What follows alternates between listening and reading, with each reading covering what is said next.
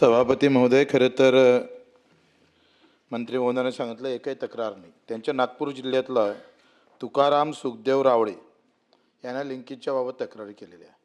म्हणजे तुमच्या जिल्ह्यातल्याच माणसानं शेतकऱ्यांना तक्रार केली. त्याची तक्रार माझ्याकडे आहे, मी तुम्हाला देतो.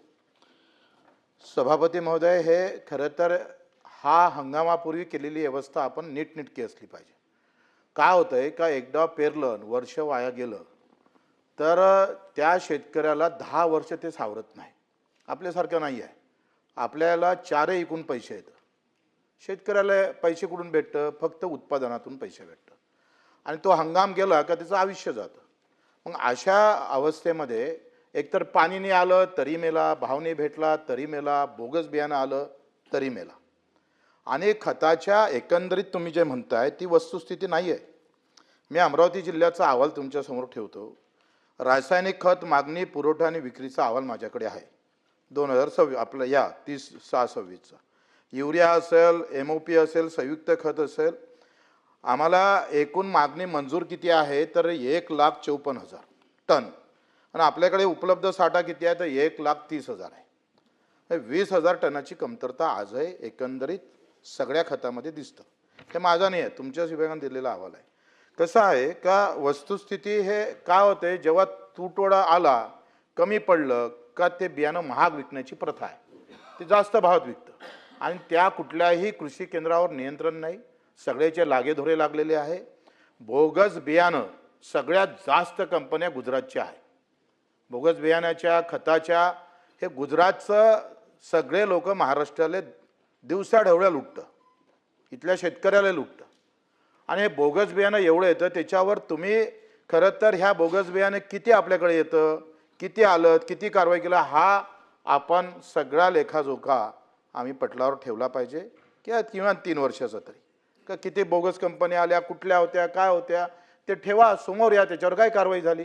बोगस बियाणं भेटल्यानंतर त्याचा हंगाम गेला ना, हंगाम गेल्यावर पैसे किती दिले आपण, किती तक्रारी प्राप्त झाल्या. मुळात काय झालं, ग्राहक मंचाकडे आपण जातो. ग्राहक मंचाचे आपल्याकडे कुठलेही अध्यक्ष कुठेही नाही आहे. राज्याचा ग्राहक मंच अजूनही तिथं जागा रिक्त आहे, त्याला न्यायच भेटत नाही. मंत्री महोदय, हे आपल्याला माहीत आहे. त्याच्यानं वेगळी व्यवस्था करावं लागेल.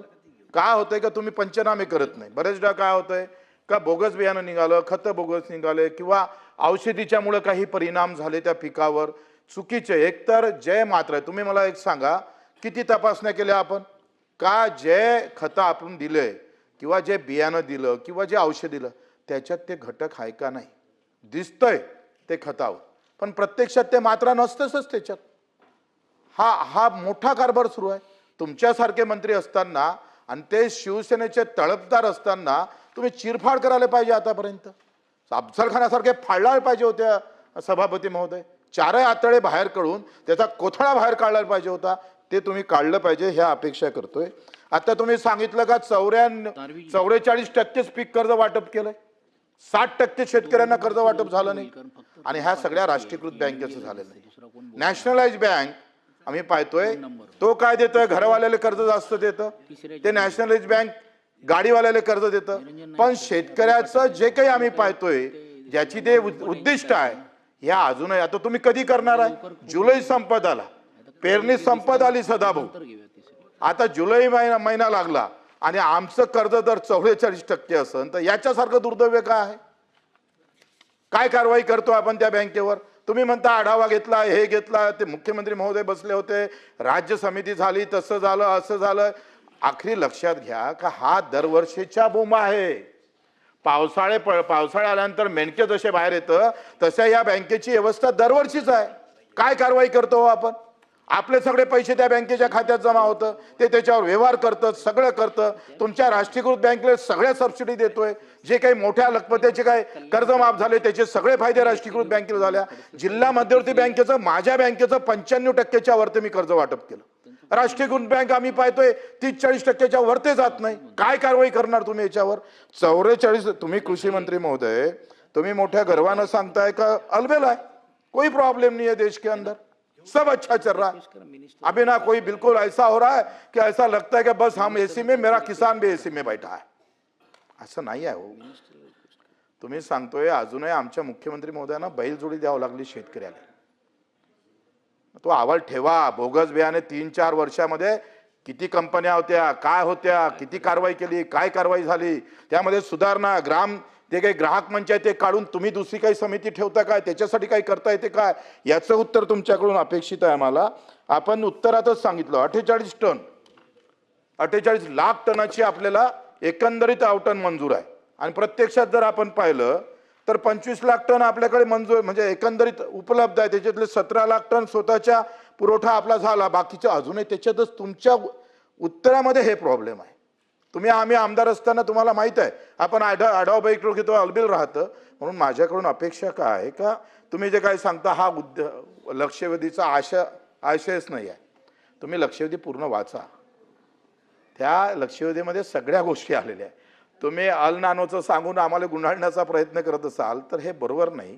कारण ह्या लक्षवेधीमध्ये तुम्ही वाचले असेल सभापती महोदय का यामध्ये सगळ्या गोष्टी घेतलेल्या आहेत. त्याच्यानं आपल्याकडून अपेक्षा आहे का एक तर भाव किती वाढले तुम्ही सांगतोय मंत्री महोदय. भाव काय होते 2015 मध्ये आपण DAPचं 50 किलोचं पोतं 500 रुपयात घ्यायचं, आता 1900 रुपये झालं. 100% वरते वाढ आहे ना साहेब. शेतीमालाचे भाव पडले, खताचे भाव वाढले. आणि मी नेहमी सांगतोय का रासायनिक खतं एका इकडे तुम्ही सांगताय सेंद्रिय शेती करा, निसर्ग शेती करा, आणि रासायनिक खताला सबसिडी देतोय. मी तर पहिलेपासून म्हणतोय शेणखताला सबसिडी द्या ना. आमची गोमाता वाचन, शेतकरी सुखावेल आणि विषमुक्त शेती भेटेल, आम्हाला पिकं भेटेल. या सगळ्या बाबत कृषी मंत्री म्हणून तुमच्या भूमिका काय, त्या दिलासा देणाऱ्या महाराष्ट्रातला शेतकरी या लक्षवेधीकडे लक्ष वेधून आहे का बा ह्या खताबाबत तुटवडा होणार नाही, लिंकिंग होणार नाही, जास्त भावानं मला बियाणं भेटणार नाही, बोगस बियाणं आलं तर जयस्वाल जे आहे कापून टाकन त्याला. ह्या भूमिका तिथं स्पष्ट झाल्या पाहिजे.